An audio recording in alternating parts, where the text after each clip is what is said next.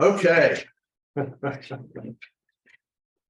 Very good. Well, thanks to everybody, especially those on Zoom, for their patience.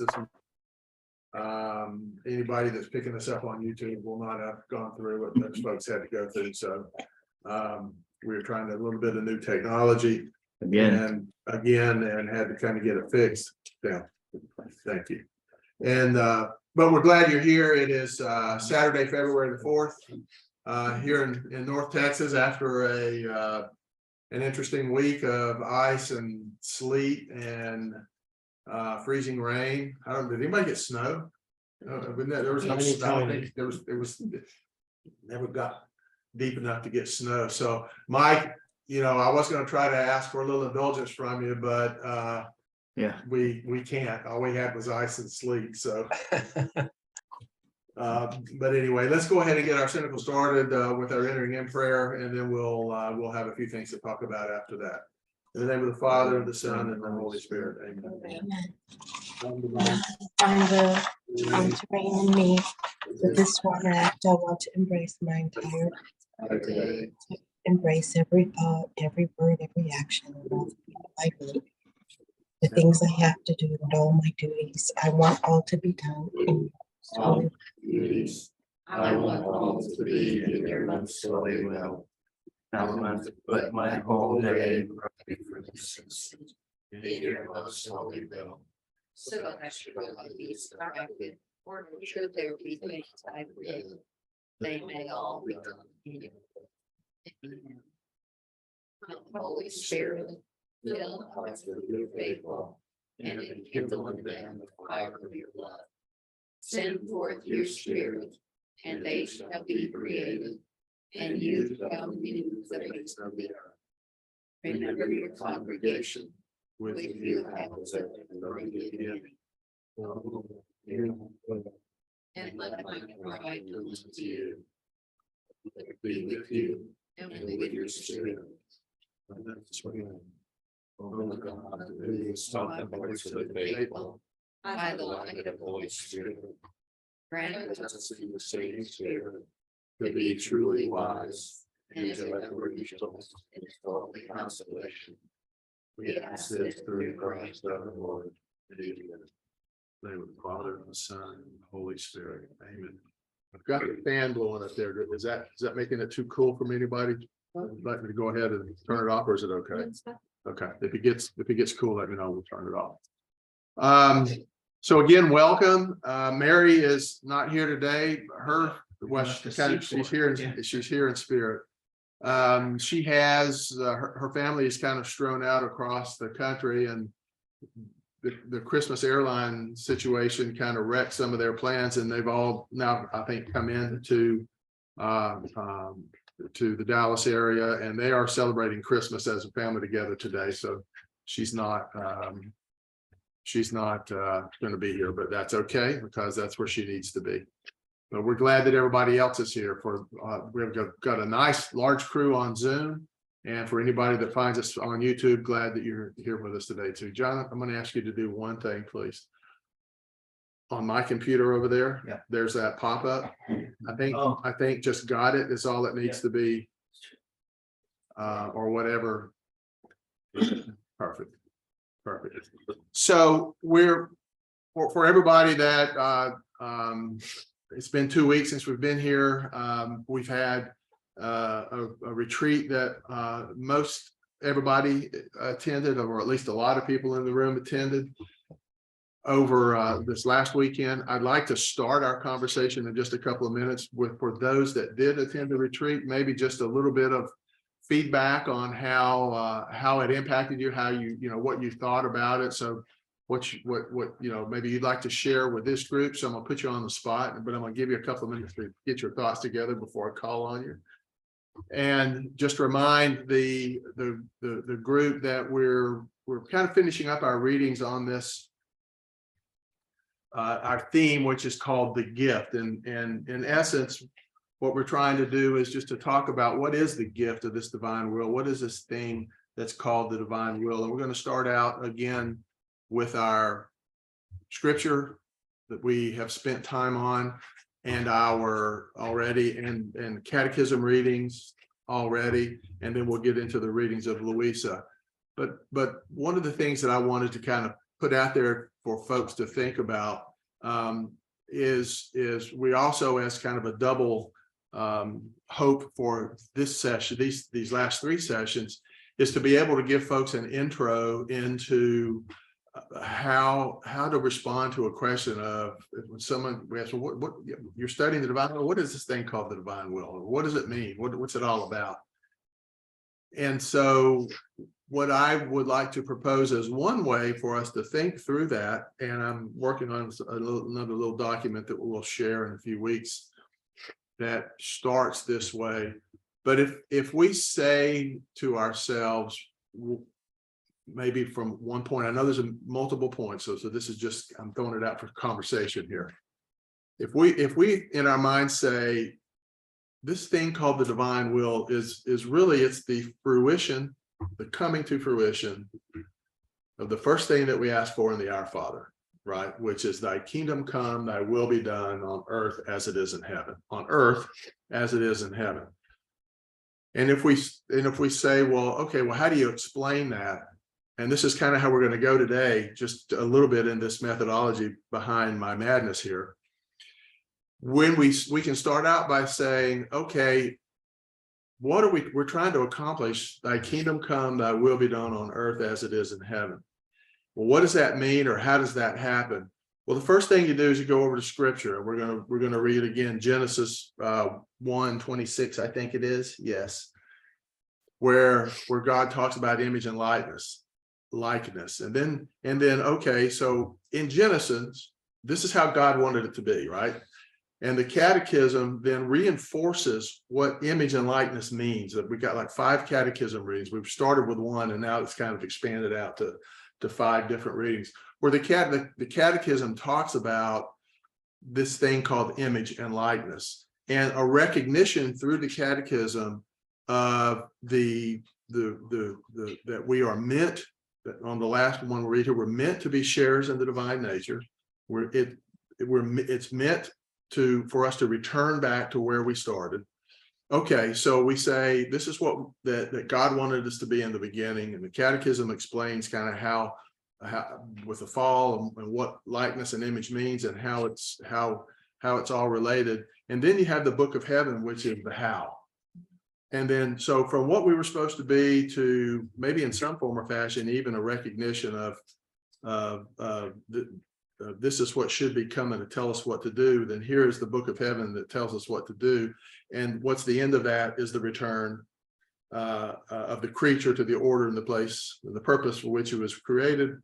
And at that point in time, then his kingdom will come, his will be done on earth as it is in heaven. So it's not a circle, a continuing circle, but it's here's the end point, and here's the start point, and here's how you get to the end point. So we're kind of, if you'll follow me, and if that makes any sense at all, which I've sometimes known not to make sense, then that's kind of how today is going to go again. But within that context, we're going to read the scripture, we're going to go through the 5 catechism readings, and then we'll finish with this information that is being provided to us by Jesus through Louisa in the book of heaven, and all of it with the context of how you do it, and why, and what are the effects when we come to be able to learn and desire and are disposed to operate of the will of God's will and in God's will, and ultimately how that comes about to fulfilling the Our Father. So that's my kind of cycle or circle of structure, if you want to call it that. But before we get there, again, because I felt personally that the retreat that we went to last week, which was unfortunately held at a hotel that Divine Will Retreats have been held at for years, all the years that I've known about the Divine Will here in the Dallas area, but it's been sold and going out of business. And our retreat, interestingly enough, was the very last event that at this hotel for their existence. But without naming or picking names for a minute, would anybody like to just kind of share what they that came away from this retreat with the leader of the retreat. Well, for those that are not familiar with Father Bart, it was Father Bart Tolleson. Had a great perspective on what he was trying to relay and how these were operating, how things and ways to operate in the will, rather than just know about it and accumulate the knowledge, right? It's how do you consume the knowledge and bring it into move it from our minds to our hearts so that it can be from an operating standpoint. So it can be 2 seconds, it could be 2 minutes, whatever your feeling is. But would anybody like to start out about what they? Okay, George. I'm a newbie, and I guess the first thing I was impressed with was one, the size of the audience. Two, the diversity within it. I mean, not just the people, but the years of experience with Divine Will. There was 2 other newbies, and I guess one at least had 29 years operating in the Divine Will. I was trying to think how old I was back then, and I hadn't even thought of it or heard of it. And then I was attracted by Father Bart because of his association with John. Got me attracted to it too, but with the film Father Stu. Father Stu, yeah. And then the topic, I got better by the time we got done on how I was trying to absorb it, but is the 12 degrees of silence, as I understood it, closer, the more degrees of silence that you can build into your lifestyle, the better that you can partake in the divine will. Yeah, that whole idea of the 12 degrees of silence, I never really thought about that in the divine will. We always talking about getting to our nothingness, getting past humility, getting into nothingness. And that's what Louisa was able to do. And that's, like, how do you do that? Is there an active way of getting into your nothingness? And that's what these 12 degrees of silence, I think that's what really that was kind of about, was how to silence everything in your life. And this was, what was her name? Maria Ame. Yeah. And so AIMEE or something like that. And so she wrote just, not a very long book, I don't think. Some of you ordered it, I think maybe. And I don't know. It's supposed to be here in 21 days. Okay. So it was like he said the new age people like it because it's more, the contemplative, but they won't like some of it because you had to get rid of yourself. Yeah. And so many new age people seem like they're into self. That's what New Age is about. Yeah. Self. So I rule.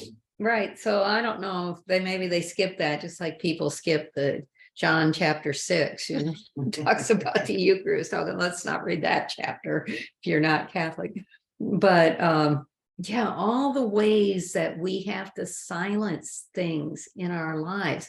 So, this writer who was Catholic, I assume, is she was she a saint? I don't know. Not a saint. Sure. No. But then he tied that to Saint Therese and her writings. He pulled her writings on that same type, on that type of silence. So each of the 12 degrees, he'd pull writings from Saint Therese, and then he would pull the writings from, with Louisa. And so it was a very interesting way, and it's something to go back to and really kind of study about, how do you do that? Because it seems like it's very important for us to get there, to silence all these things within us. So we get to our nothingness, and then we can, I think, feel like, it's easier then to be living the gift. But I like the fact that it kind of allows you to do it. And the way he went through it, he went through each one of the steps, started with each little thing, the noise that you are, the words that you hear. But it allowed you to think, well, how does that come to play in my life? And it's like, TV's on all the time, whatever it is, I've gotta have my cell phone and look it up. I try and try and stay religious on myself, well, meaning I was trying to listen to stuff that's about God, but there's still stuff that jumps in and stuff like that, but just, it made it manageable because it really, like you said, Jan, it's really to get you to totally let go of your self-will, get you to your nothingness, get rid of everything about your self-will. But you can't, to just say, well, I'm just gonna do it, is very difficult. But when you break it into the pieces and talk about the way he did, I'm not gonna say it makes it easier, but it makes it more, it's the old eating the elephant, it's one bite at a time. I'll start with this, because I need to work on that. Because even as I went back from that, there were things I was doing at work that were maybe, well, we made a promise that this project would succeed and it has to have this happen, this happen, this happen. So I'm going to step forward a little more and push the project a little more. But as I thought about it, as I do that, I use talking about me, well, I'm not going to let this happen, and I'm this and I'm that. And I realized, no, that's that just that one little piece for me was, yeah, I need to change that. It's got to be us or you or whatever. It can't be because I don't want to fail. It's got to be because we made a commitment. It needs to follow through. Just little things of it. I like the way he broke it apart. It's really good. I'm just gonna jump in and add that, it's all about the interior of you. It's all about the interior, and you can't, unless there's silence, you can't do everything with Jesus. So one of the things that he had said was, okay, there will be suffering because not everything is butterflies and cupcakes. So I just really liked that. But he said that there's silence in walking. There's silence in contemplation. You see everybody walking with, there's an opportunity to just connect with Jesus. Just you and Jesus. And there are ways that we can change our everyday, what's popular today, to what's important today. One of the things that I talked to Father Martin a few minutes before the conference started, and from knowing him prior to this conference as well, one of the things that he is about is similar to what our mission is, which is it's not just taking the writings and reading and understanding what they're saying and be able to turn back and stand up in front of a group and tell about the writings. The most important part of all of this is to take the knowledges that are presented to us in the writings and then pull them in, use them, incorporate them. We've used those words in the Cynical many times in the past. And how do I take this, bring it inside of me, and it becomes now my new lifestyle, because now I am operating of it rather than knowing about it. And that's his bent. It's like, how do we get operation going? How do we make sure that we get this movement from all these people that, yes, how do we live it? Because there's a whole lot of people that are out there reading and studying, but how do we make sure as an individual, it doesn't matter what everybody else is doing, it's really about me, as Lynette said earlier, it's that individual. How do I bring it inside of me and my interior, and I utilize it? And so as was mentioned earlier, he started with these 12 degrees of silence from Sister Marie and me, I think it is. Haynes, thank you. She sent us a little chat thing that spelled it properly. And so we can pronounce it properly. And these are degrees of the 12 degrees of silence. And it's about getting even beyond humility, because he made a good point in one of his opening, or in the beginning of his comments, is even when we acknowledge our humility, then we are acknowledging something about us. So it is in some form or fashion, it's part of pride, because see how humble I am. See how I am humble. And it's about even getting beyond humility into, and Jesus tells Louisa this many times, into our nothingness, so that there's this plane of nothing in us. It creates a void. And then what God wants to do is to bring the operating of the divine will into that void, and carry us forward from there. And just real quickly there, I'm gonna read through, we're not gonna talk about what they mean, but silence in words. So how do we silence words that we're hearing? How do we silence actions? Silence in imagination, in our thoughts, in our brains, silence in memories. Are we constantly going back and memorizing? Silence with others. Silence of the heart. How, if we get zealous and go about, oh, is that really, because peace is a descriptor of someone that is operating in this divine will. And peace means not only anger, but it also means being overly. So silence of the heart, silence of self-interest, silence of the mind, silence of judgments, silence of our self-will, silence of ourself, and silence with God. So to John's point, as we are receiving things that are happening of the world, how do we silence them? And this book that is written by the sister, I think, is a tool, right? Of how do we move all of this silence into ourselves so that we, in essence, become removed from our will and become nothing. And as you think about those words that I just said, what's the first thing that comes to mind?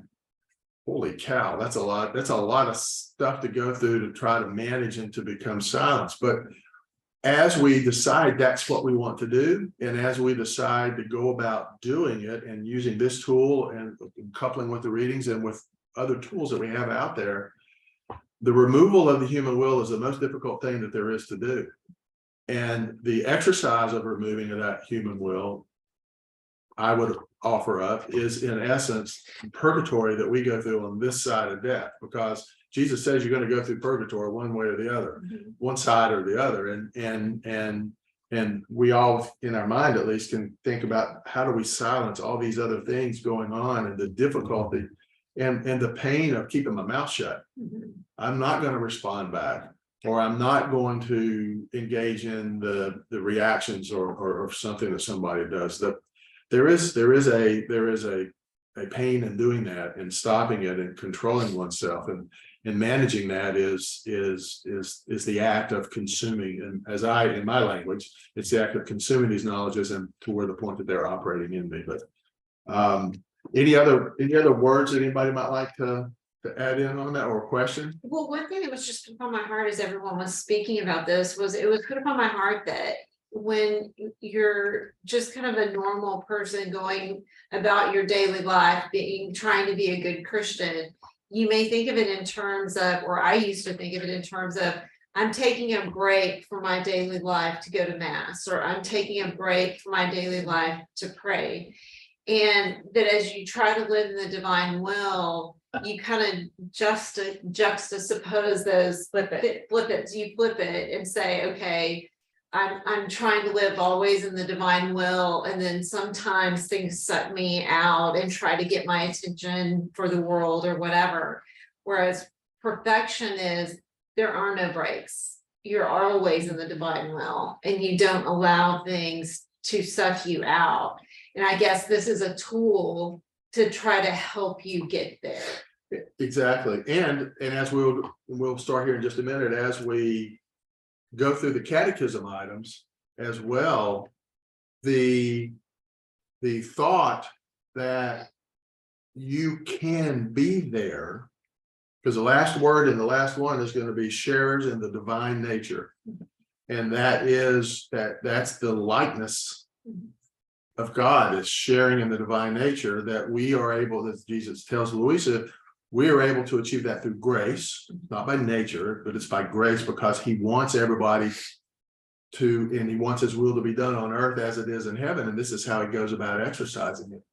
And it's it is constancy, and it becomes a point of, that you're as we're living in today's world, we're dealing with all these things that are being thrust upon us, but interiorly our objective is to operate of God's will by understanding and incorporating the knowledges that we're able to receive through these writings, And that's what becomes your standard for your day, and everything else becomes the taking a break, but it's not really even a taking a break, it's just taking a break to deal with. Right. But coming from which Jesus had to do every day of his life that he was here, he had to deal with everything that was coming at him from the world and his humanity, but he always had the divinity, the underlying divinity inside of him to pull from and to be part of who we know as part of who he was. And that's what we're called to be.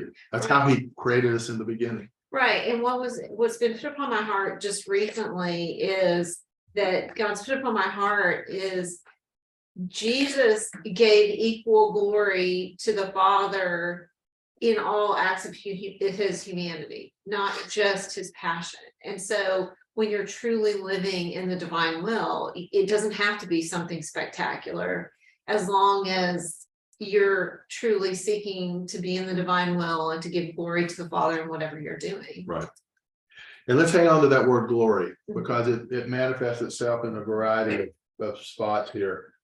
So just we'll start with the scripture itself, and we've used this in many times, and I'm only going to take the first sentence of this, but it's Genesis 1:26. Then God said, let us make man in our image, after our likeness, in our image and after our likeness. And the rest of verse 26 talks about dominion, but in image and likeness, there is dominion. So that's another thing that comes with an effect of the operating in the divine will, becomes dominion over our kingdoms.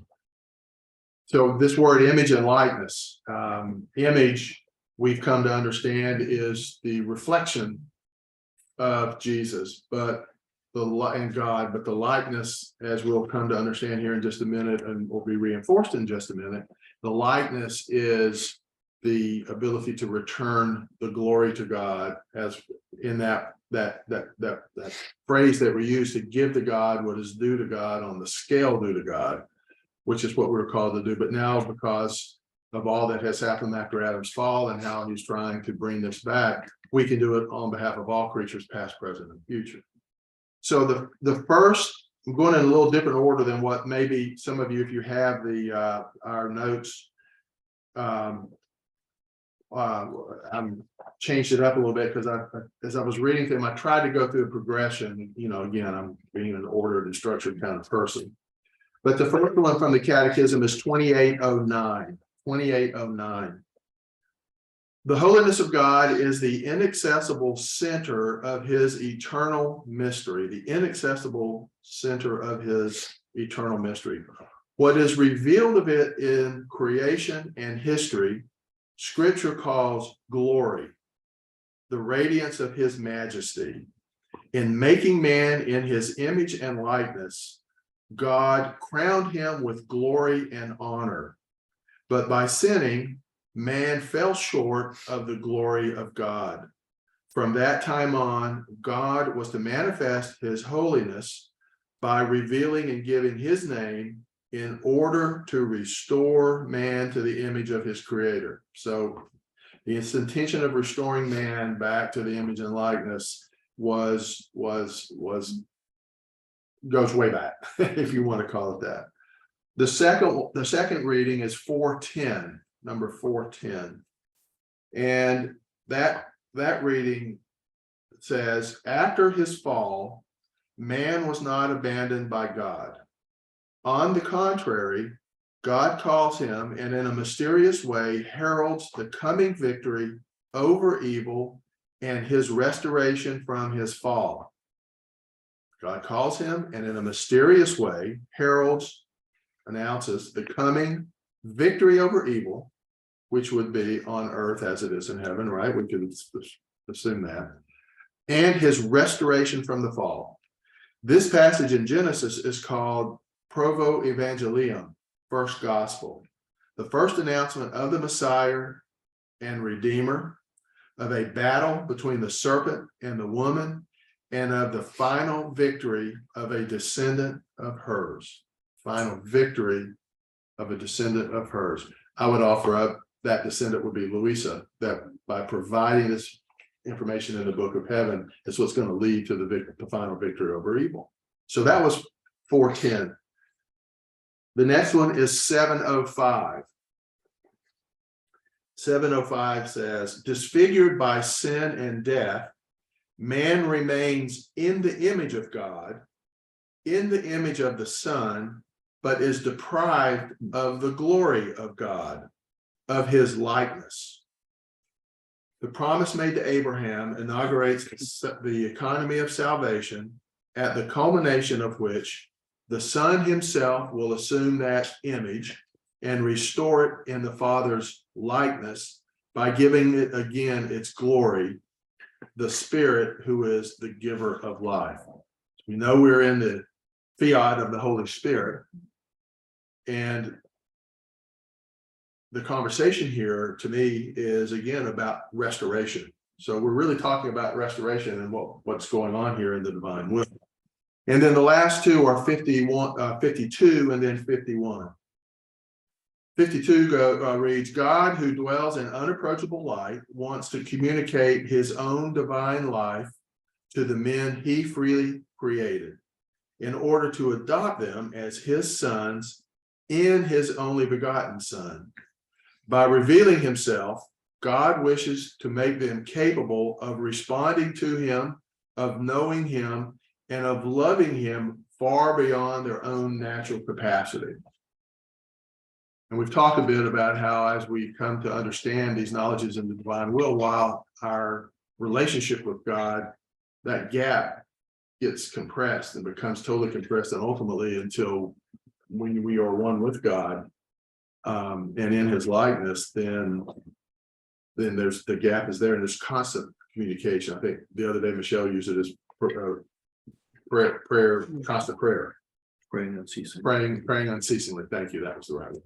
And then lastly, Catechism 51. It pleased God in his goodness and wisdom to reveal himself and to make known the mystery of his will.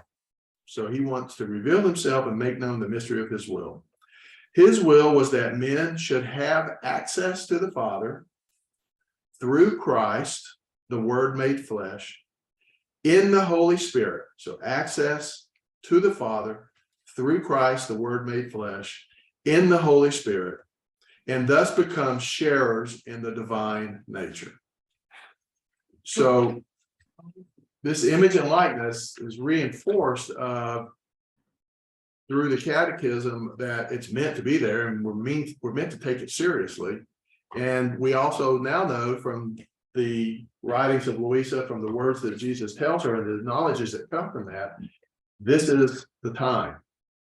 This book of heaven, the recall or the return, depending upon which word it happens to be there, of the creature to the order, the place, and the purpose for which he was created. So it's we even talked about it in the retreat about this being a kind of an owner's manual or an operating manual of how to return back.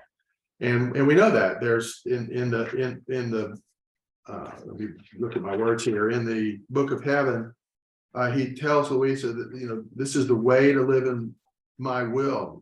It talks about our mission when we are living in the will, what we're supposed to be doing and how we're supposed to accomplish it, the effects of living in his will, the wonders and the goods which the creature operating in the supreme volition receives. So everything related to this way of life he talks about, and how it all ultimately points to kingdom come and will be done on earth as it is in heaven. So that's kind of the roundy or start to stop point. To me, how it when I think of it in those terms and can kind of pull from some of this, I've got some tangible language, that I can now say, okay, I can remember this and talk of this and that, and it helps. It kind of helps as we talk to folks that are new into this and want that want to know about it, how we can kind of talk through. So hopefully that will be helpful. And like I said, I'm going to try to get this a little more formalized, and we'll put it out to this and also our group that's on Zoom. So before we get to the readings, any other questions? Mel, when I became Catholic in 2006, people told me that this was icing on the cake of the Baptist church. But to me now that I've been a Catholic for a little bit, this divine will is like icing on the cake of the Catholic. church. Right, right. And it's it's, we know, because Jesus tells Louisa, not everybody's disposed to it, but our point A is to first become disposed to it, because we're all here because we have this disposition and this intrigue and this desire to learn about it and want to pull it in. You know, we have our own fears and trepidations about, you know, how well am I doing? How am I picking things up? Gee, I left that meeting and everything went right over my head. And what Father Brown would say right over there in that corner, which is where he would sit when he was here, would say, don't let any of that bother you, because you will get it when you're supposed to get it. Right now, you're being fed, and it'll get consumed and it'll get pulled in. So don't get tweaked up by where you are. The purpose is, this is where I want to be, and I'm just going to continue to come. I'm going to continue to take in. And I like to use that line, because when arrows getting shot over my head, because all that information is going, I got no idea.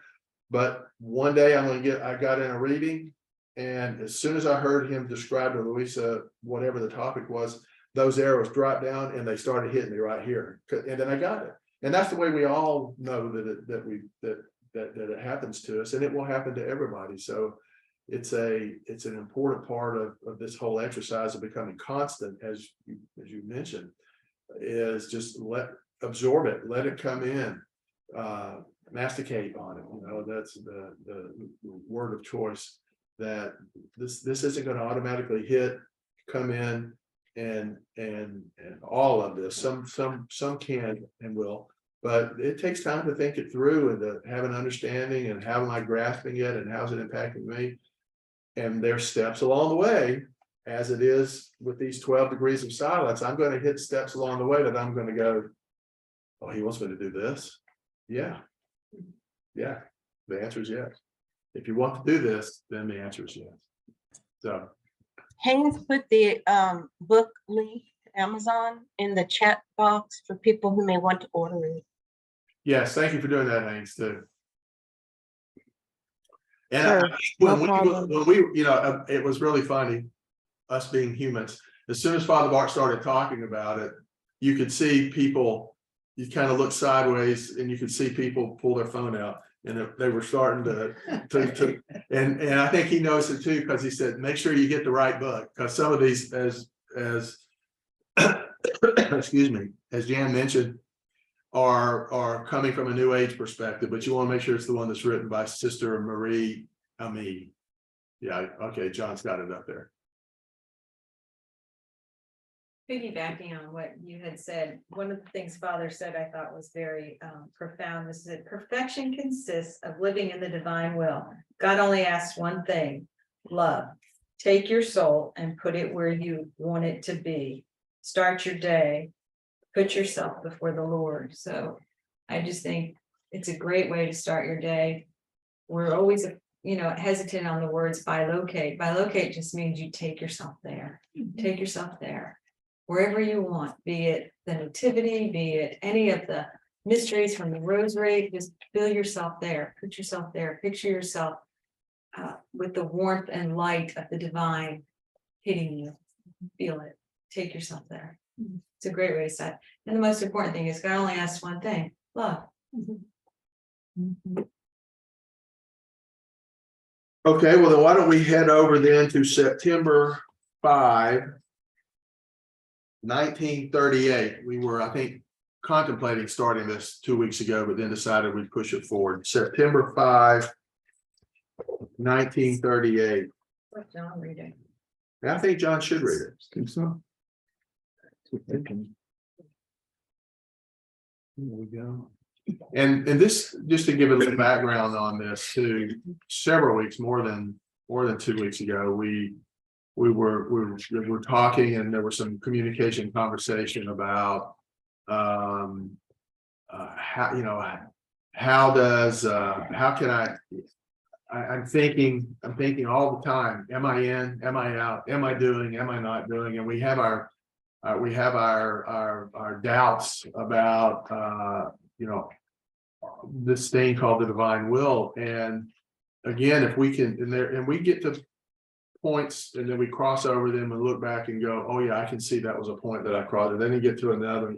But one of the things that an early point that we ultimately all have gotten to is we move from wondering and questioning, and am I or am I not, to knowing that I am. And this is we're going to talk through a little bit about how that happens. And then we talk about entrustment and the word trust. Jesus, I trust in you. When we can bring that into us and listen to this and take it in and masticate on it and then go, I get it and I'm taking it into me, then it's really amazing because you don't go back that way anymore. You don't go back to thinking that way. You trust that what Jesus said he's doing.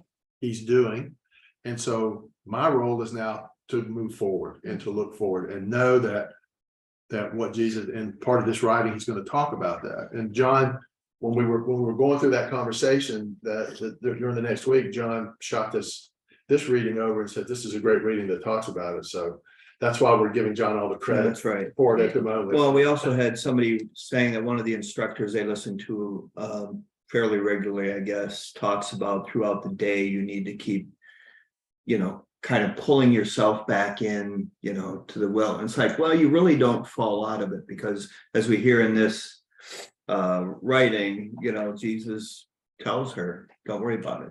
I'll do it. Yeah, just talk to me when it's time, when you feel like talking to me. Yeah. And what you find is that you start talking more and more, and it's not necessarily a prayer. It can just be something as simple as you pass, I don't know, a tree that's got red leaves on it, and you say, God, you did a great job right there. Yeah. Let me give you glory back for that, because that's wonderful.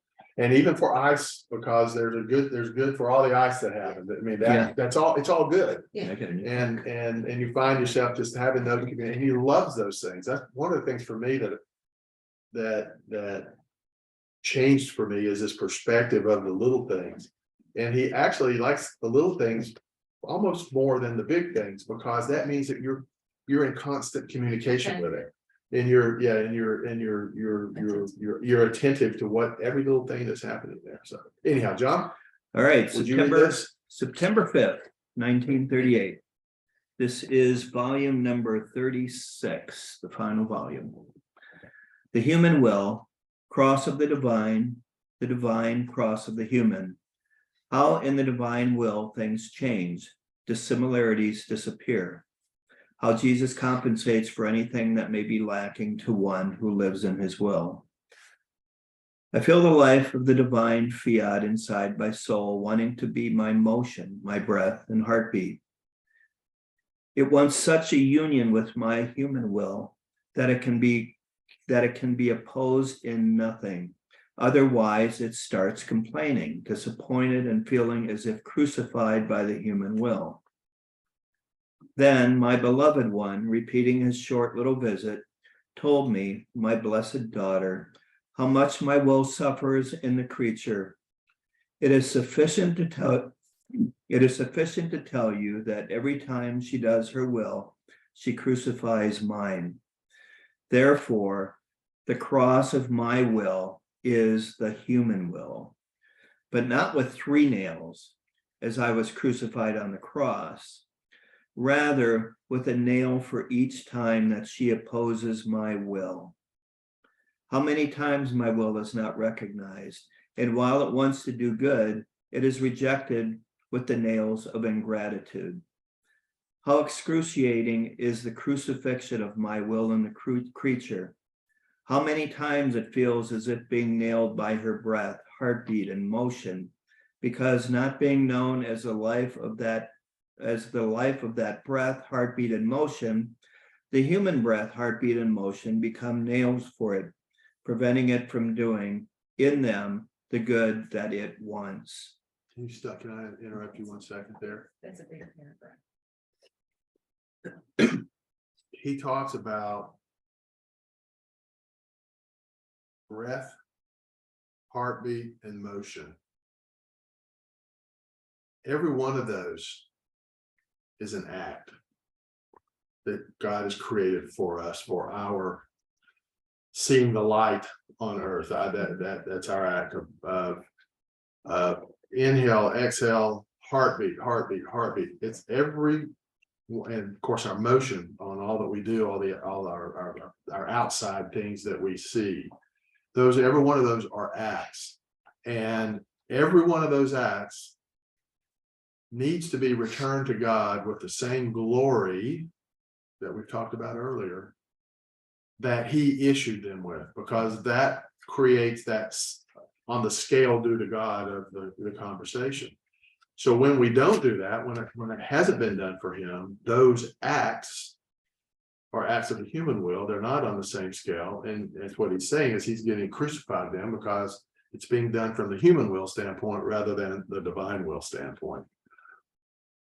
Another learning moment for me was this concept of every single thing that goes on interiorly and exteriorly that is a motionable item, like a heartbeat or a breath, is an act. And he created it when he created in the beginning, and he deserves and it's right that he gets glory back for what he created. And this is about justice, right? It's all that's what justice is equality. And when justice needs to get involved, it's to bring the equality back up. And he's given us a chance to be able to take that step with it. And one thing I didn't understand until I read the 24 Hours of the Passion is that the difference between the suffering and the humanity and the suffering and the divinity, because this concept would be impossible in the humanity. There's not enough body left there. I mean, there isn't enough human inches of flesh to put that many nails in it. But I really got that out of the 24 Hours of Passion, that because Jesus's divinity is infinite, he can suffer infinitely in the divinity. And I think that's what this concept is getting to. Yes.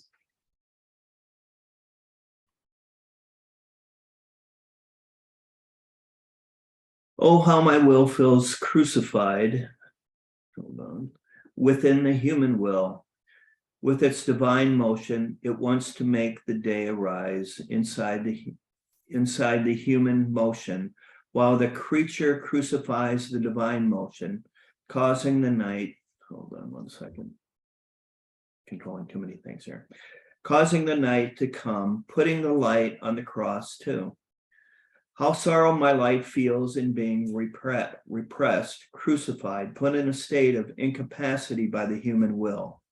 And this, to give it the life of its sanctity and strength, while the creature, by not accepting it, sticks into it the nail of sin, of her passions and weaknesses. Poor will of mine, in what a state of pain and continuous crucifixion it finds itself in the human will, that just keeps putting our love on the cross, filling with nails all the goods we want to give her. On the other hand, one who lives in my will does not crucify my will. Rather, I can say that I become her cross, but this cross is very different. With my cross, my will knows how to put nails of light, sanctity, and love to strengthen her with her own divine strength. These nails don't give suffering, rather they make her happy and beautiful with an enchanting beauty.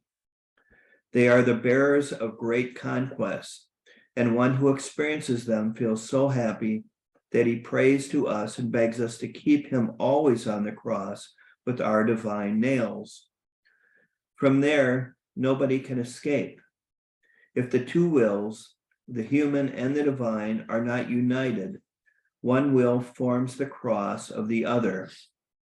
Further, our love and jealousy are such that we don't leave her free, not even a breath without our nail of light and love, and have her always with us and say, she does what we do and wants what we want.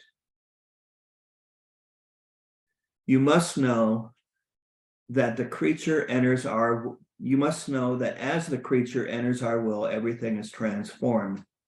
Darkness is turned into light, weakness into fortitude, poverty into riches, passions into virtue.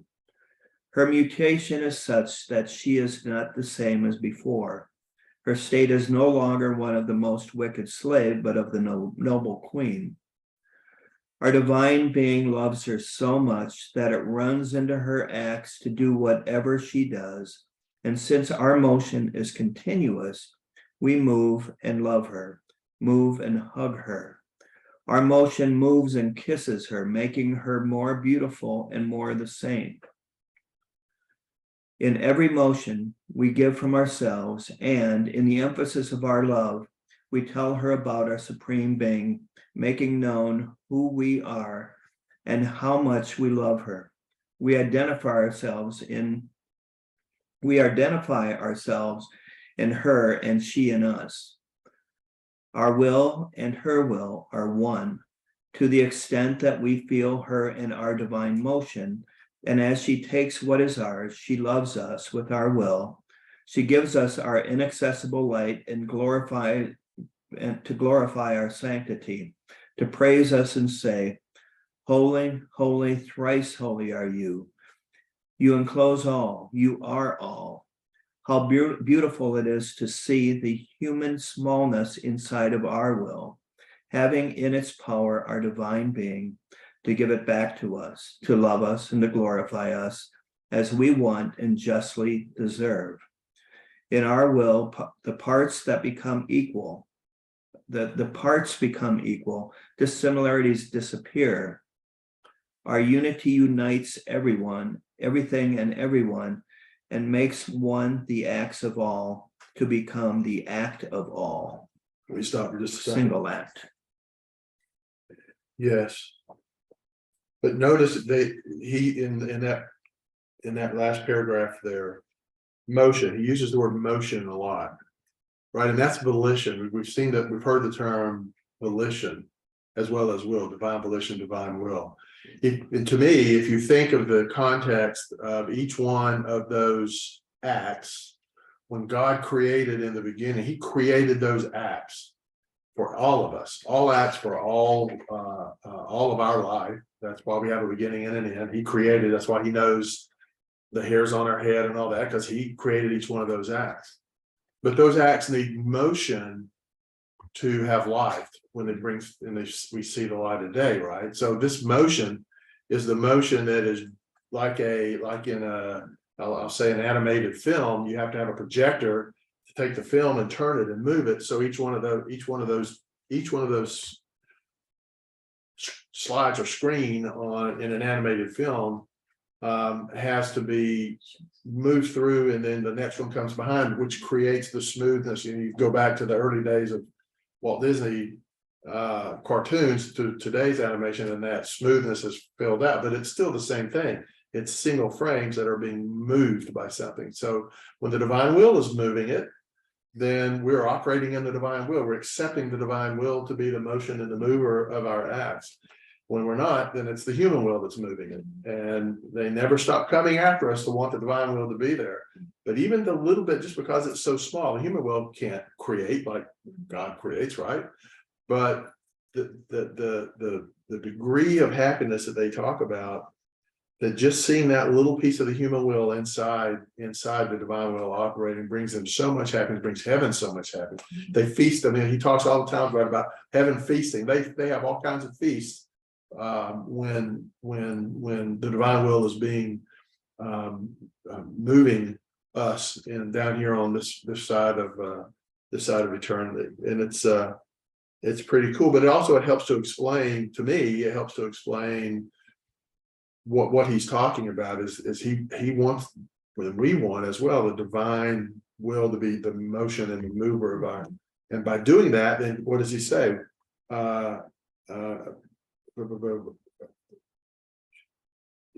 It's where we identify ourselves in her, and she and us, our will and her are one, to the extent we feel her in our divine motion. So we feel her in the motion, and as she takes what is ours, she loves us with our love. We have now on the scale of God, right? She loves us with our love. She gives us our inaccessible light to glorify our sanctity. That becomes the likeness that we just talked about in what in the book, the Catechism, and in scripture. And to praise us and say, holy, holy, thrice holy are you.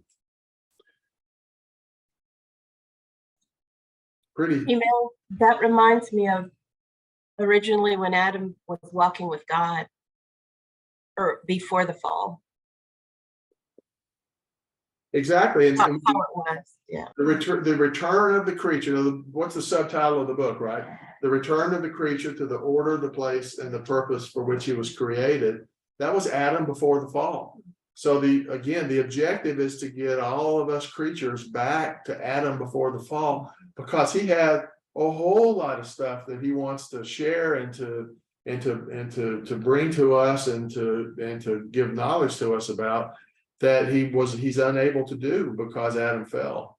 Because he even says, even though Adam had dominion over, Adam was naming animals and trees and whatnot, he tells Louisa, Adam didn't possess all the knowledge of the divine will. He possessed the divine will, but he didn't possess the knowledges. And there's so much, that's why their eternity, is that there's so much that they have to give to us that happens on the heaven side, that it's intended to be brought down to the earth side.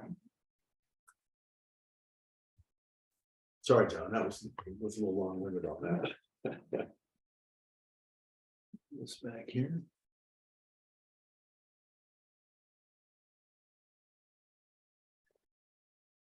In hearing this, I could understand the sanctity, the beauty, and the greatness of living in the divine will. And I was thinking to myself, it seems to me difficult to live in it. How can the creature reach this point?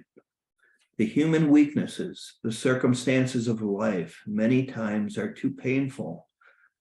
The unexpected encounters, the so many difficulties that one doesn't even know what to do.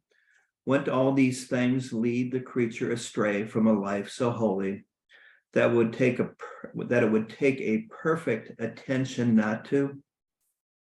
And my sweet Jesus, coming his say, I don't know what those words are supposed to be. Continuing his say, I guess that his words, with such a tenderness that I felt my heart exploding, added, my little daughter of my will, my interest and my continuing yearning for a creature to live in my will is such that once we've made the agreement, myself and her, with a firm decision that she must live in my fiat, this being my will, I am the first one who makes the sacrifice to obtain the intent, so that she may live in it. I place myself at her disposal. I give her all the graces, light, love, and the very knowledge of my will, so that she herself has to feel the need to live in it.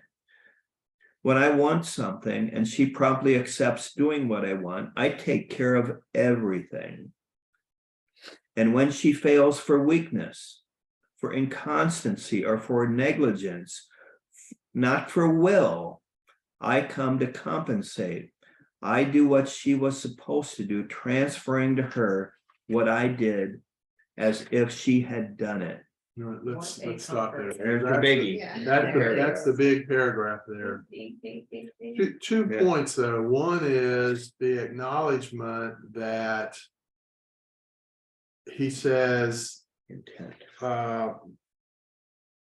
my little daughter of my will, my interest and my continuous yearning for the creature to live in my will is such that once we've made the agreement, myself and her, with a firm decision that she must live in my fiat, this being my will.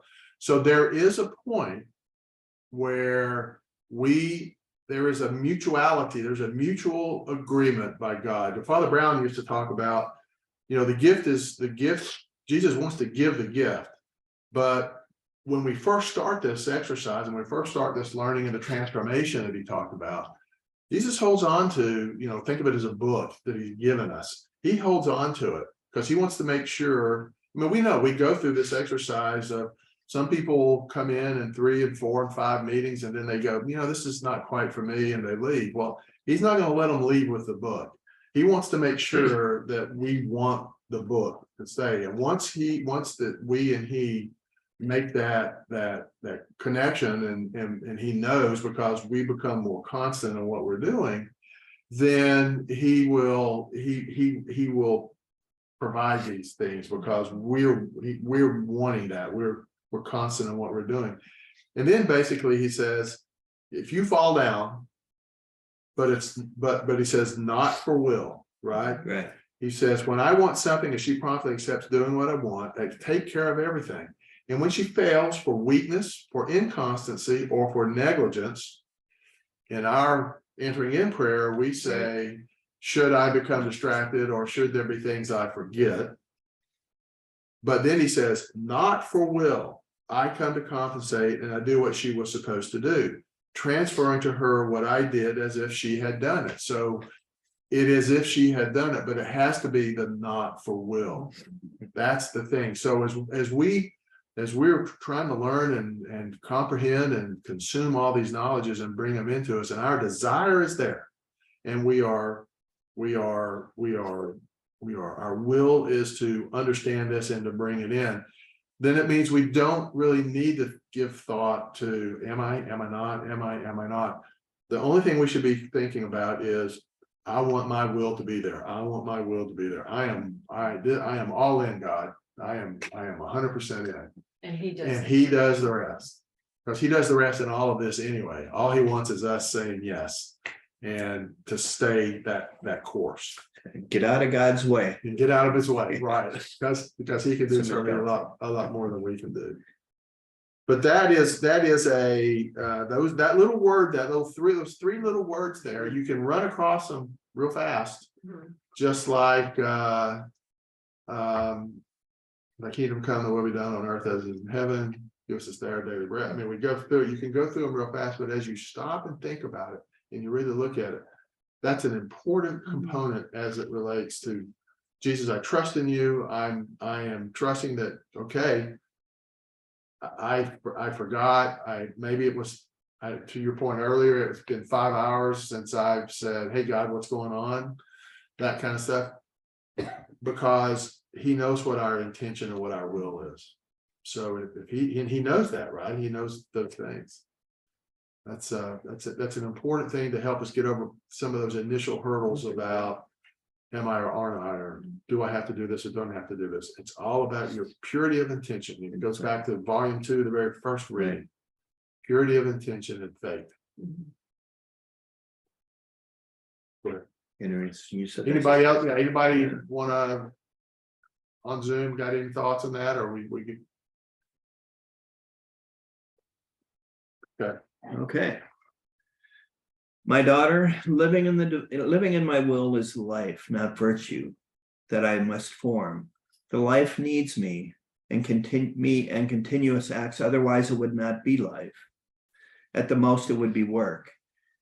That doesn't need either continuous acts or life. Therefore, I do not break the life because of involuntary indisposition or weakness, but I continue it. And it may be that in those same indispositions, there is even my will allowing those weaknesses. In which case, the will of the creature would be running into mine anyway. It's a unique way to put it. And then, among everything, I look at the agreement done together, the firm decision taken against which there has been no other decision. Looking at this, I keep compensating her for anything that is missing. Even more, I redouble the graces. I surround her with new love, with new stratagems of love, to make her more attentive. And I provoke in her heart an extreme need to live in my will. And I pray her to hold it so tight as to always be able to live together with it. Fiat. Yeah, that's a good one, Great John, to lesson. remind us that, we can't be perfect. Yeah. in doing this. And when we aren't perfect, don't worry about it. Don't go back and think, oh, I fell out. This Right. is saying you didn't. And that in some cases, the weakness And the Yeah, inconstancy, he- it might he be put it there. intended, Yeah. an intent of God Knocking at to us. remind us that, hey, you Yeah. know, you didn't do it, you're not doing it on your own. Mhm. And maybe in some cases, if we're inconstant often enough, it's kind of like, yeah, you gotta kind of keep remembering more often. And you bump into them when you're doing that. It's like, Yes. you know, Mhm. You're here, you're Yeah. doing it. And there's I don't know, 6 lines above, I don't, somewhere there it says, and then among everything, I look at the agreement done together, the firm decision taken. So we have made an agreement with him and him with us. And he says, against which there has been no other decision. He tells Louisa in the writings that the only way to get out of the divine will is for you to make a decision you want to be out of the divine will. And he uses words like woe be unto those. And Yeah. because if you're operating in the divine will, you don't want to go out of the divine will. But his point here is, as I read this, against which there has been no other decision. So long as we're in that covenant, I'll use the word, that and our intention is where it needs to be, and we've not made a decision that we now want to just, I don't want to do this anymore. Then he does everything. He makes, he cleans up the background. And interestingly enough, he also says, when I do this, it's like you've done it. Anyway, I brush it all over to you, and it's Right, he says, I keep compensating her and even more, I redouble the graces. I surround her with a new love, new stratagems of love, make her even more attentive. And I provoke her heart and extreme need to live in my will. And I pray her to hold it so tight as to always be able to live it together. yeah, I heard you read that, and I think also he's watching, he's seeing, he's knowing. He sees all this, basically, it's the world coming in and hitting and causing these distractions. It can also be our vocation that, you know, what we're working on, it causes it, you know, we need to focus on a vocation, and he's focusing on it with us during that time, when you think about it.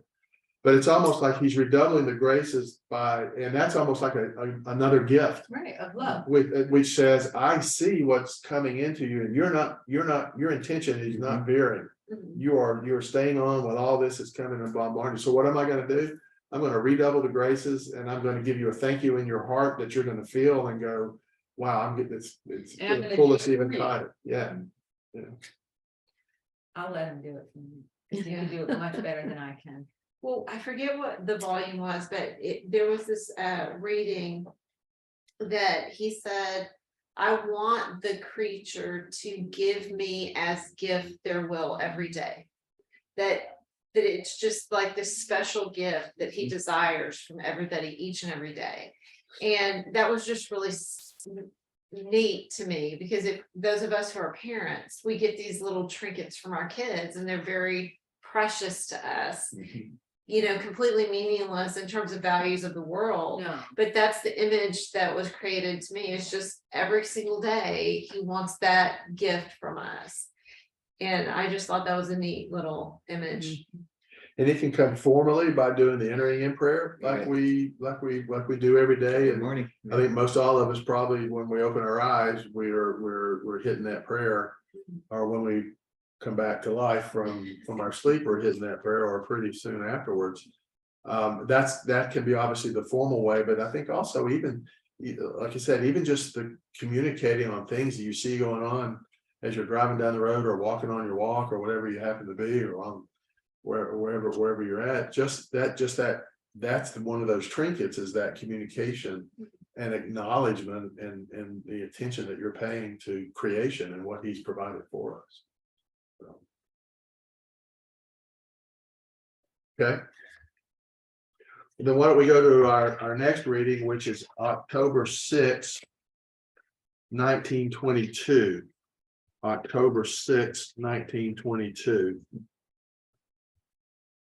I am 14.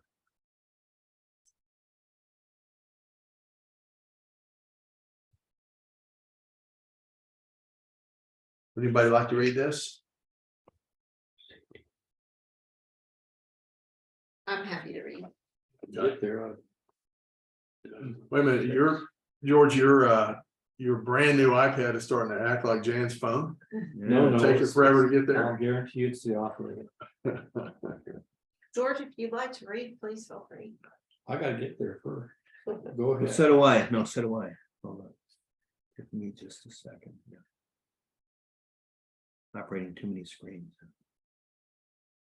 Only operating one. I'm gonna step over it. Make mine a full screen. I just noticed it's not. Oh. Why did that do that? Well, I actually dropped off, but then it auto connected. Oh.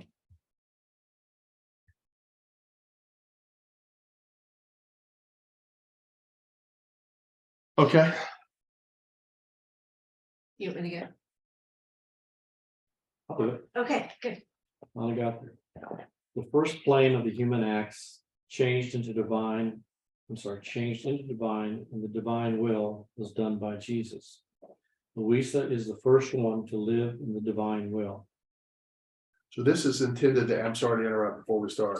This reading is intended to, he puts out there the progression, if you will, of post redemption, post crucifixion, post start of the church as to how it progresses. And we'll come to find out here that even though there are many, just like before he came on earth, there was the volume of prophets talking about the Messiah coming started getting enlarged, because and one of the reasons he tells her from the fall, for a long period of time was pretty quiet in terms of what God had coming to us. But then you had the prophets started talking about the Messiah and the coming of Jesus, and it got more, it kind of got raised to the level of where the people started taking notice of it and started paying attention to it, started praying for it. And similarly, you can look at the same thing happening in the fiat of sanctification, where this context of what the divine will means we have saints, as we know about the divine will, we look back and how many times have someone said, you mean that saint, how could that saint not have lived in the divine will? How could that saint not have lived in the divine will? How could that person not have lived in the divine will? There's a perspective that it's possible they may have been living in it, but they didn't know they were operating in it. Louisa was the first one to have the knowledges and to understand the operating in the divine will. But you had all these things that were pointing towards, as we go back and look, this thing that we call the divine will, which ultimately is bringing will to be done on earth as it is in heaven. And so that's kind of the same way that, everything happens in parallel, whether it's Yes. creation, redemption, sanctification, Order. same thing. Yeah, it's the prophets of the divine will were these saints since redemption, and they've Yeah. been basically the prophets, and you see this. It's a good way to Going. look at it. Yeah, like that. and especially with the Blessed Virgin Mary now in this last 100 or 150 years, how she's been telling us, what a prophetess to have in her, because she's telling so much to people in all these different places in the world. It isn't a prophet in one country Absolutely, anymore. Right. It's, of course, the whole world. Mhm. And in the redemption, it was Jesus coming there, to Palestine at the time, and, being there. And the prophets were part of the chosen people, but we're all the chosen people now. So, the prophets have been around the world that have been speaking, especially now with Mary. Mhm. So, yeah, we're seeing it. Seems to be coming a lot closer now. Faster, yeah. Mhm. Picking up speed. Well, and I talk long enough and my phone's finally ready. Oh, good. There's a method to your madness. Could be. Purpose, huh? I was praying when my always lovable Jesus came, and throwing his arm around my neck, told me, "My daughter, let us pray together. let us enter into the immense sea of my will, so that nothing may come from you which is not plugged into it. The thought, the word, the heartbeat, the work, the step, everything must take place in my will. And for each thing you do in it, you will take one more possession and acquire a greater right. All human acts, according to the purpose of creation, were to have life in my volition and form in it their plane of human acts changed into divine, with the mark of a supreme nobility, sanctity, and wisdom. It was not our will that man withdrew from us, but that he lived with us, growing in our likeness and operating with our own manners. This is why I wanted that all his acts be done in my will, to give him the space in which to form his own little river in the immense sea of my will. I acted like the father who possessed great lands and said to his son, I give you possessions of the center of my possessions, so that I may not go out of my boundaries and may grow in my riches. Let me read that. So that you may not go out of my boundaries and may grow in my riches. With my own nobility, with my greatness of my works, and so that all may recognize that you are my son. What would one say to him if he did not accept the great gift of his father and went to foreign lands to live out of his miseries, disennobling himself under slavery of great enemies? Such was man. Now this plain, this little river in my volition, I want it from you, that each one of your thoughts flow in it, so that at the reflections of our intelligence, which is the thought of each one, it may rise over each intelligence and give us the homage of each thought in a divine manner. Let your words and works flow as well, so that at the reflection of our word, fiat, which made all things in his word of each one, and at the reflections of the sanctity of our works, which is life and motion of all, they may rise and hover over all, giving us the glory of each word and of each work with our own word, fiat, and at the very sanctity of our works. My daughter, if all that is human, be it even one thought, is done in my will, the human plane will take no possession. The little river is not formed, and my will cannot descend upon the earth to make itself known and to reign. So 1 second. The end of the paragraph before that, I mean, wasn't that a kind of a descriptor of prodigal son? Yeah, for sure. Reminds me of redoing all the acts of all the past, present, future, because they really didn't have the knowledge. Yes. And he talks at the beginning about, according to the purpose, all human acts according to the purpose of creation, where I have life in my volition and form in it their plane of all human acts changed into divine with the mark of supreme nobility, sanctity, and wisdom. So the intention was for all these little cells that form that animated view of our life. Every one of those acts was supposed to be run through the divine will, and by doing that, they would give back honor and glory and glory. The glory is our word today, I think. Back to them, but and by doing it, we have, each of us has our own little river in the sea, although it's all combined.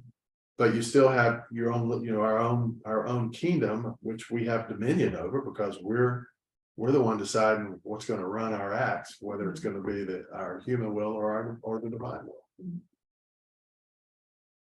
On hearing this, I said to him, my love, Jesus, how is it possible that after so many centuries of life of the church, which put out so many saints, and many of them have astonished heaven and earth with their virtues and with their wonders they perform, they did not operate fully in the divine will, so as to form that plane you were talking about?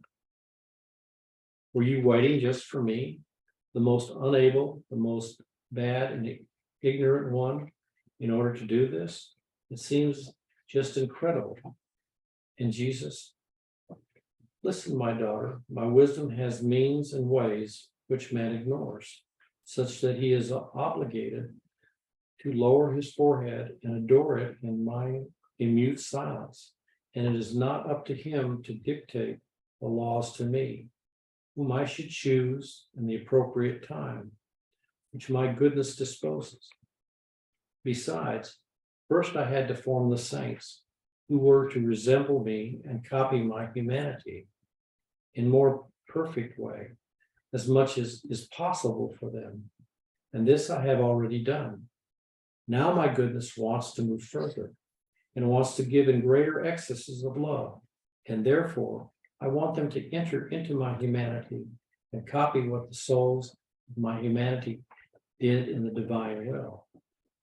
If the first ones cooperated with the redemption in order to save souls, to teach the law, to cast away sin, being limited within centuries in which they lived, the second ones will go beyond, copying what the soul of my humanity did in the divine will. They will embrace all centuries, all creatures, all rising above all. And rising above all, will place in force the rights of creation which are due to me and which concern all creatures, bringing all things to the prime origin, the creation, and to the purpose which the creation was delivered. Everything is ordered in me. If I delivered creation, it must return to me ordered, just as it came from my hands. Stop for a second. In many of his writings or his conversations with her, he discusses about the establishment of a kingdom and how a king does. King just doesn't come in, right? He sends he sends his emissaries in, then he sends his ambassadors, then maybe the military goes in, then maybe his cabinet goes in. But the kingdom of the king is preceded by those that are basically meant to get the kingdom associated, acknowledged, or prepared for him. That's when I heard him talk about the saints. So that's kind of where I was going back to. Saints were, as you mentioned, the prophets of the time for his kingdom, which makes sense. Yeah, the Macy's. You think of them, and you like the Macy's Day Because Parade. Santa Claus comes last, right? Yeah. Yeah, but you know, the other thing is, you know, for the belief by many churches, Christian churches, that, you know, all of a sudden Jesus is going to come and put an end to this. But this pretty much says, no, that's not the way it's going to happen. I issued it in creation.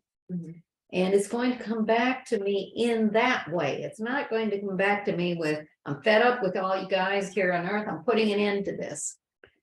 That wouldn't be coming back the way he issued it in creation. So I think we can pretty much say, yeah, that's not it. We have to get back the way it was intended to be.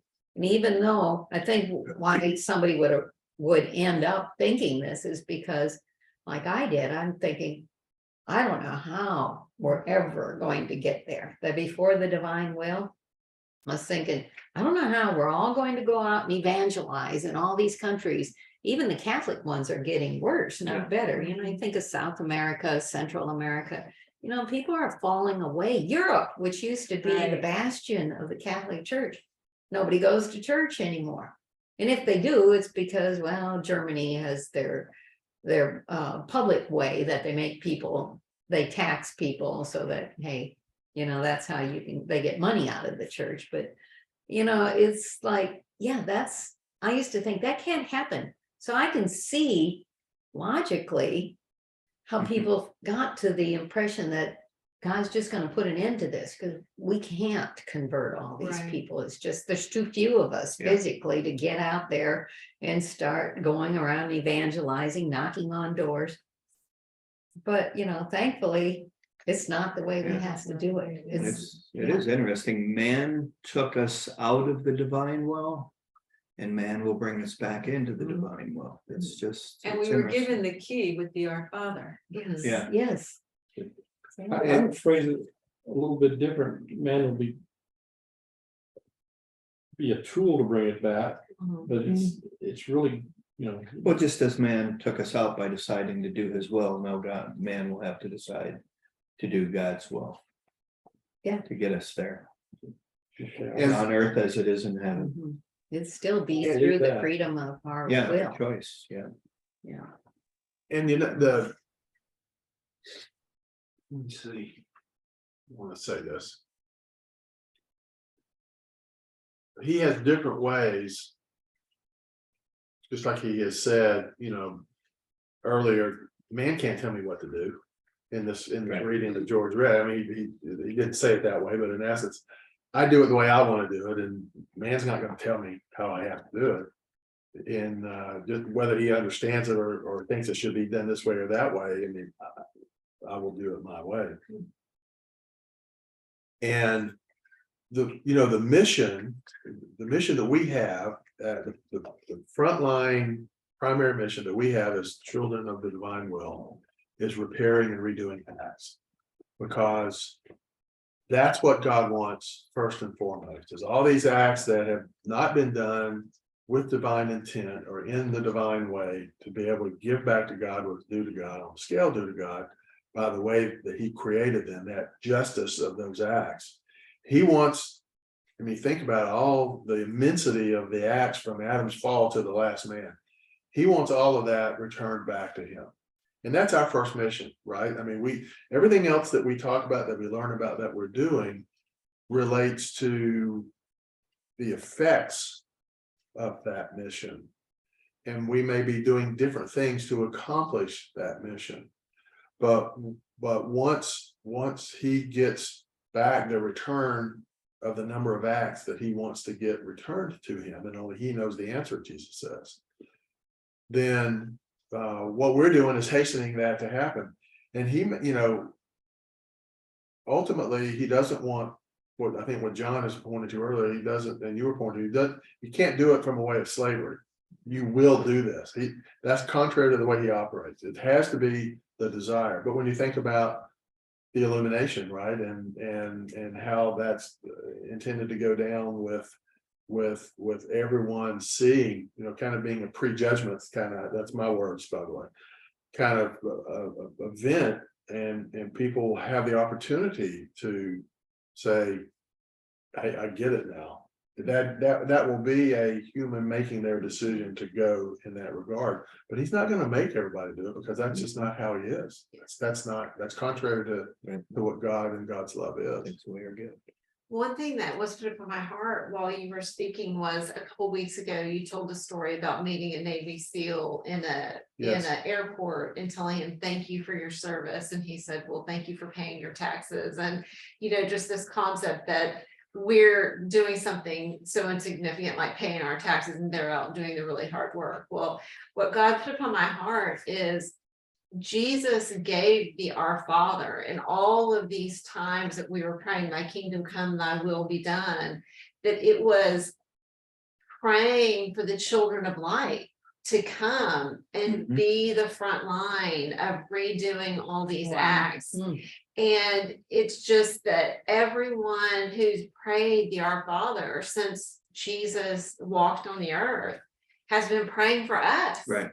To come and be disposed, and everyone's coming and doing their part. And so it may just be a tiny little percentage of the population, but that image of the Navy SEALs of just being the ones that are prayed for to go out and fight the battle and want to get Good analogy. Yeah, that was great. Also, I just wanted to say that, it's not on a physical level that the children of the divine will evangelize to others or save souls, because we do it on the divine level.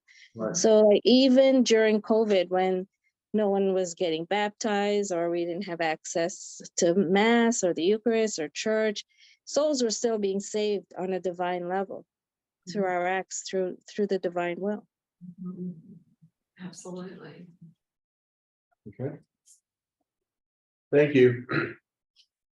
The first plane of the human acts changed into divine in my will has already been done by me. I left it as though suspended, and the creature, except my dear and inseparable mama, knew nothing.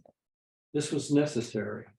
If man did not know the way, the door, the rooms of my humanity, how could he enter inside of me and copy what I did? Now the time has come for the creature to enter into this plane and do also something of her own within mine. What is the wonder if I had called you as the first one? Besides, it is so true that I have called you as the first, since to no other soul, though dear to me, have I manifested the way to live in my will, the effects of it, and the wonders and goods which the creature operating in the supreme volition receives. Check as many lives of saints as you want, or books or doctrines. In none of them will you find the prodigies of my volition operating in the creature, and of the creature operating in it. At the most, you will find resignation, union of wills, but in not one of them will you find the divine will operating her, and she in it. This means that the time had not come in which my goodness was to call the creature to live in the sublime states. Even the way I make you pray cannot be found in anyone else. Therefore, be attentive. My justice demands this. My love is delirious. So my wisdom disposes everything in order to obtain the intent. It is the rights, the glory of creation that we want from you.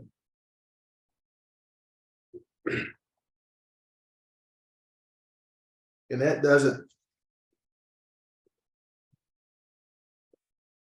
downplay, it doesn't degrade, it doesn't challenge, it doesn't say anything negative about saints and holy people that have come to live before this. It's simply, this is the way that it is, right? And that's part of where we I think come to is recognizing that in Jesus in many cases says, this is the way that it is, and this is the way that I want it to be. It doesn't create a difference. It doesn't signify, it can't signify, I'll go that strongly. It can't signify us and them kind of relationship between creatures that are wanting to live and children in the divine will versus those that are not disposed. It just means there's a difference. It doesn't, the mission is different, you know, and so it's important. And I think that's where sometimes in the bad rap on this thing called the divine will has come into play, is because some people have tried to, you know, they obviously are not catching some of the knowledge that's coming their way, but they've tried there's through comments and through actions have tried to, you know, create a level, if you will, and that is the absolute last thing that we want to do, want to convey, want to even consider. It's just as that we were called, we have a mission, and this is what our mission is, and we're going about it. And there are those that weren't called, they were called to do different things. And so it's I think to me it's important that we recognize that, and to just basically, when Jesus says this is the way I wanted it to be, it's okay, because Louisa had to come to that conclusion herself too. When she said, George, I forget the word exactly, but she said basically, you got to be kidding. And he says, You're waiting for me, the most unable, the most bad and ignorant one, in order to do this? yeah. And so that called you first, and to no other soul have I manifested, live in my will. So what? You're the one.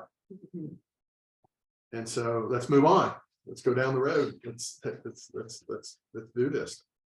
And this is, you know, that follows up on, you know, what we're looking at, how there's the parallelism And the Mhm. same thing happened in redemption, that after Jesus died, he went down, as we say in the creed, he descended into hell. He went into Sheol, I guess it might have been the Jewish word for it, but he went there and he brought those people out. So it was like the people who lived before Jesus redeemed us, they didn't get stuck there in that, kind of land in between heaven and earth. He went down right away and got them, brought them up. Same thing with what Mel's saying here, with the people who lived before us. That doesn't make them second-class citizens. He's bringing those people up. That's why they're cheering us all. It just wasn't the time. Yes, that was it. They were just before the time. And so, we read about that in the writings too, how what we do brings them up. So that's why they're cheering us on. If they felt like, oh, well, hey, you guys are better than us, and we're a little bit, peaked off, a little bit, kind of, yeah, infuriates us a little bit, of course, which they couldn't be in heaven, but that's not the way it worked. It's the same type of thing again. It's the parallel in these different eras, Love that. fiats. It was just like, the saints and us, we both come, or we both act or have an intention from love.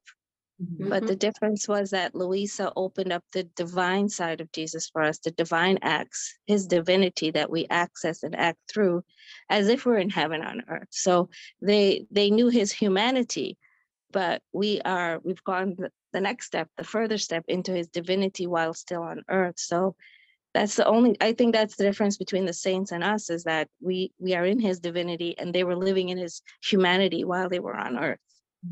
That's the only difference. And that's and that knowledge is interesting too. It's interesting, that's a bad word. But it is,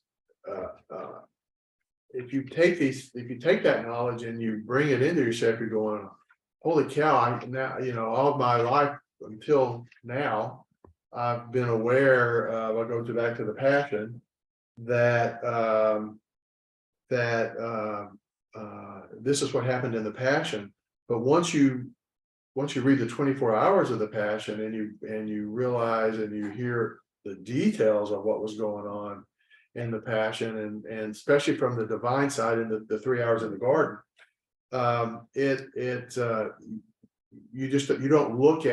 you don't look at the Passion the same way anymore. To me, it was an incredible experience for on that hour by hour basis, what he was going through and how he was taking it in and reacting to it, which was, with all love. But in the way that happened was, it just makes a big difference. So my suggestion is that we do this last reading, November 22, 1925, since we got started a little late. Hope that's okay with everybody, but November 22, 1925. It's again, talking about the gifts and the effects of it. We're going to talk a little bit about celestial dew, which I think we all have heard about. The church, you hear in homilies quite a few times, and in reading celestial dew, and this gives a little bit of context to celestial dew. I'll go ahead and read this if it's okay with everybody. It's November 22, 1925. Everybody there? Jan? It's up here. It's up there too. Okay. The great good which the soul receives by living in the supreme will. The acts done in it form a celestial dew which covers all creatures. I was fusing myself in the holy divine volition, according to my usual way, trying as much as is possible for me to embrace everything in my little lap, in order to place my little I love you, my thank you, my adoration, my I bless you upon all created things, with the power of the supreme fiat, so as to keep company with this supreme will, which is spread in the creation with so much love. But while I was doing this, I thought to myself, What does the soul receive by living in this celestial atmosphere of the supreme will? At that moment, my lovable Jesus came out from within my interior and clasping me all to himself told me, "My daughter, do you want to know what the soul receives by living in my will? She receives the union of the supreme will with hers. And in this union, my will takes on the task of giving the parity with itself to the will of the soul. So my will is holy, is pure, is light, and it wants to make the soul equal to itself in holiness, purity, and light. And if the task of the soul is to live in my will, the task of mine is to give my likeness to the human will in a perfect way." Talking about image and likeness from the very beginning of this. "And this is why I want you always in it, so that it may not only keep you in its company, but it may make you grow in its likeness. And this is why I feed you the food of its knowledges, to make you grow in a divine manner and with its and with its perfect likeness. And it is for this reason that my will wants you always with itself, wherever it operates, that it may give you the act of its operating, the value which the operating of a divine will contains, and you may receive it."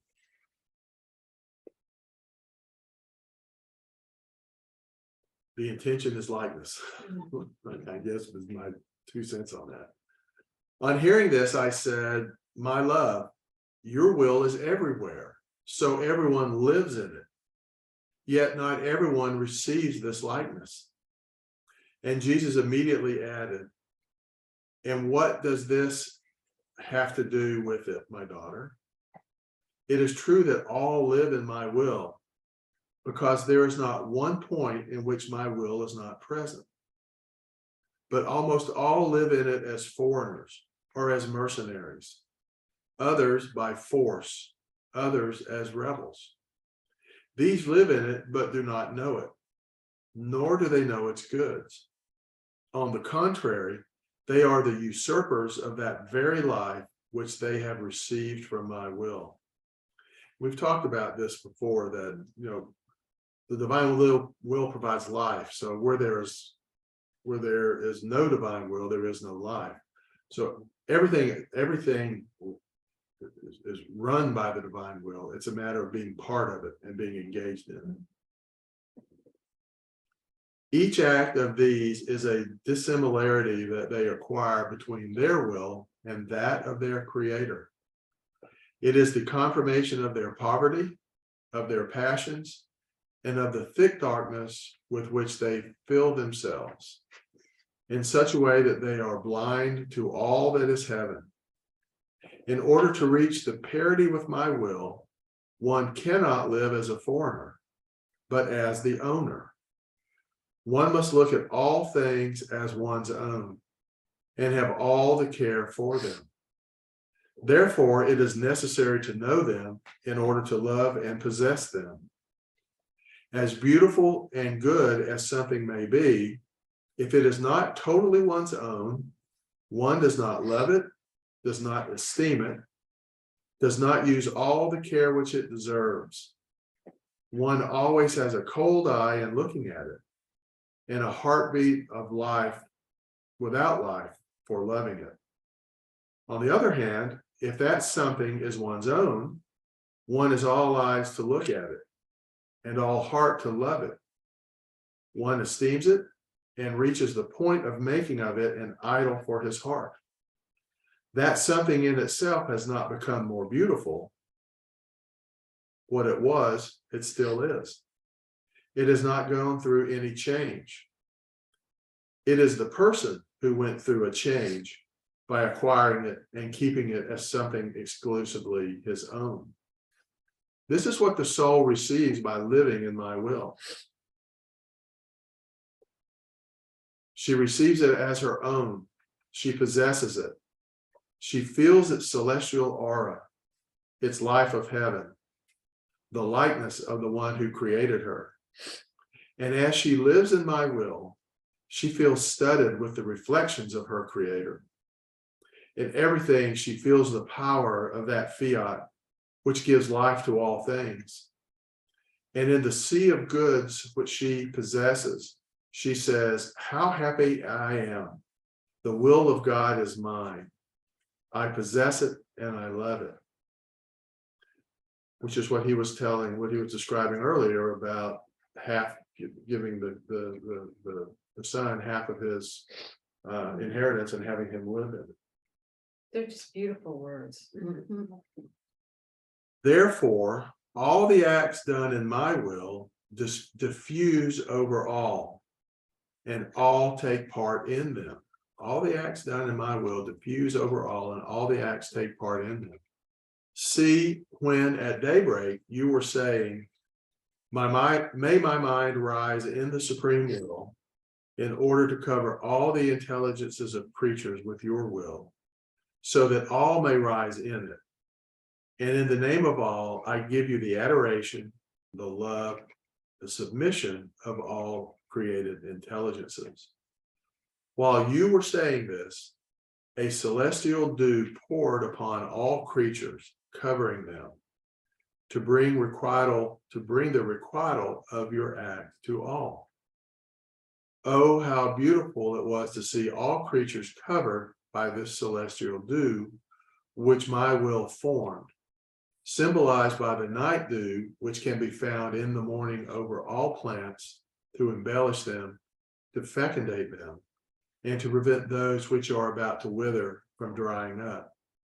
And we also know that celestial dew is what is released as we redo the acts that Jesus talked earlier about. He redid all acts in the beginning, and he suspended them. And as the children of light redo those acts, they're turned, so to speak, they're touched. And when that happens, there are goods and fruits that come from them, which in essence is the celestial dew that the Trinity uses to pass over all creation, past, present, and future, I say, to keep the arms guiding it, however wide it happens to be. Let's see. Oh, how beautiful.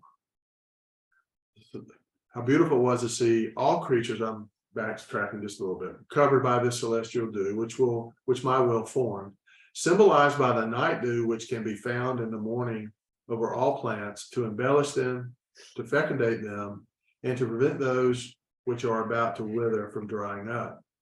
With its celestial touch, it seems to place a touch of life in order to make them vegetate.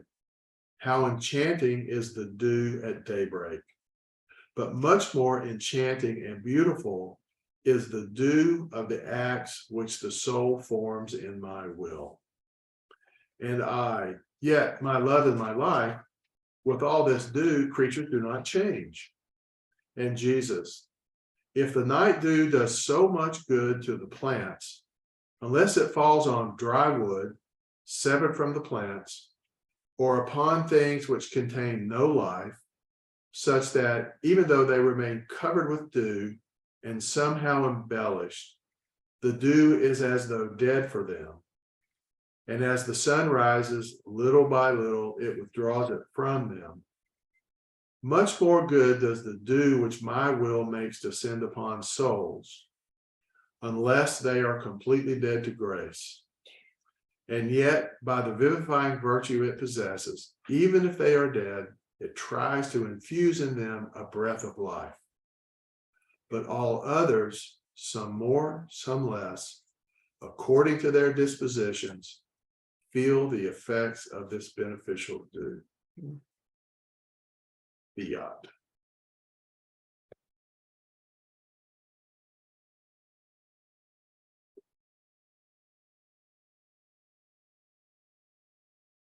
Just one of the many ways the Trinity is coming at everybody, right?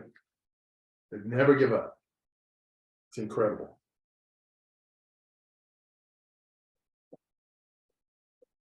That's why sometimes I think, or I am in constant Thanksgiving for all the prayers or perhaps all the due that was given. And I think about where my life was, and I'm like, I was heading a certain way, and those prayers and the due just changed my path, perhaps. But I'm always grateful for the due and the prayers to bring me here. And I'll go back to the example that Charlie has talked about in the past. And as simply to think about how the due that is being generated today from the acts that children of the divine will are giving back to God in glory gets picked up celestially, and they take it backwards and forwards. So, Charlie will say he's convinced that when the fellow was pointing, I think it was a 357 at him, that the celestial due from this time had come back and was used back, that prevented that trigger being pulled. And it's however they need it, wherever they need it, and they know better. Obviously, what Jesus just let me do, they know better than anybody of us, the creature wise, as to how they can use it. And one of the effects of operating in the divine will and redoing and repairing acts and giving those acts back to God, which releases that due, is the generation of more due, for lack of a better way. So When Father Bart talked about the graveyard, that yeah, being alive, that was an interesting brought way he put it. Yeah. Well, I think we're probably at a good stopping point. Anybody on Zoom have anything you'd like to add or point you'd like to make or whatnot before we call down the kingdom?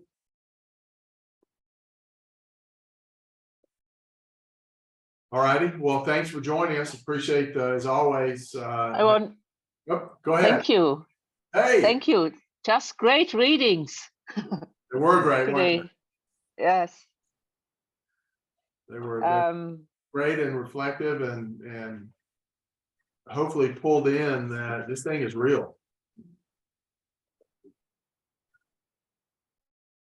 And for those of us who are people of few words, it's nice to know that we can evangelize and use words only when necessary. Exercise those 12 stages of silence. That's exactly right. Exactly right. Okay, well, let's go ahead and call down the kingdom then. In the name of the Father, the Son, and the Holy Spirit. Descend, O supreme will, come and reign upon the earth. Descend, O supreme will, come and reign upon the earth. Descend, O supreme will, come and reign upon the earth. Our Father, who art in heaven, hallowed be thy name. Thy kingdom come, thy will be done, on earth as it is in heaven. Give us this day our daily bread, and forgive us our trespasses, as we forgive those who trespass against us. And lead us not into temptation, but deliver us from evil. Amen.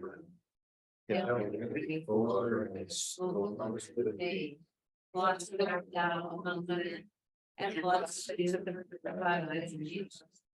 Holy Mary, Mother of God, pray for us sinners, now and always at the hour of our death. Amen. Glory be to the Father, and to the Son, and to the Holy Spirit. As it was in the beginning, is now, and ever shall be, world without end. Amen. May the will of the Father be done in the Son, and of the Holy Spirit. Amen. Let me just add or ask one more thing, that these last few weeks, this whole topic and the things we've been reading about the gift are to me have been along the lines of this one of the 4 learning attributes that we talked about, and this is order and structure. So we've talked a lot about how God is structuring and how this is ordered and what he's trying to accomplish through that. We've also talked quite a bit in the past about, the other seats in the stadium, if you will, that are all still looking at the same basketball game that's going on, are the theological side of what's included in the book of heaven, and the mystical side, as well as the spiritual side. So as we go through our next several weeks, thematically, I think we'll move ourselves into maybe away from order for a moment and into some of these other areas. But if you've got an idea or something that's been on your mind, or something you want to explore as a theme to talk through and talk about, shoot an email and let us know what's on your mind, and we'll love to be able to work a curriculum, for lack of a better word, forward using those thoughts as well. So if something's been on your mind, let us know, and we'll try to incorporate that. And the email address And the email address is queenoflightdw@gmail.com. queenoflightdw@gmail.com. Yeah, and you can see our YouTube indication, our pages there on the screen as well. Okay. All right, everybody have a great week. Appreciate again your time with us. We'll talk next time. Thank you Thank very you. much. Thank you. Read Senecal. Thank you very much. Thank you. Well, you apologize ahead of time.